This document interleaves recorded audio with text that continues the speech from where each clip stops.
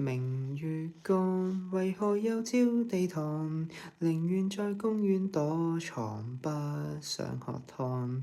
任由目光留在漫畫一角，為何望母親一眼就如罰留堂？孩童只盼望歡樂，大人只知道期望。為何都不太懂得努力體恤對方？大門外有蟋蟀，迴響卻如同幻覺。Shall we talk? Shall we talk? 就當重新手拖手去上學堂。陪我講出我們最後何以生疏？誰怕講？誰會可悲得過孤獨探戈？難得可以同坐，何以要忌諱赤裸？如果心聲真有療效，誰怕暴露更多？你別怕我。熒幕發光，無論什麼都看。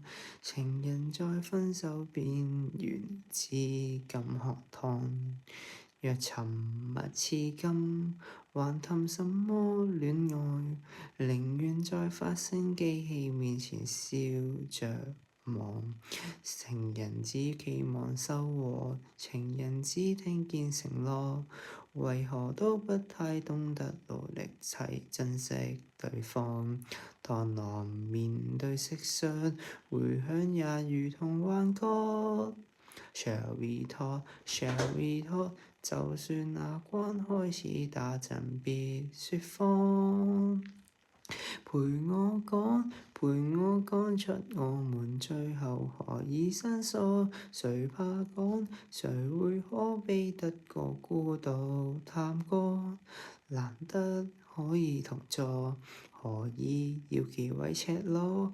如果心聲真有療效，誰怕暴露更多？陪我講，陪我親身正視眼淚隨跌得多，無法講。除非彼此已失去了能力觸摸，鈴聲可以寧靜，難過卻避不過。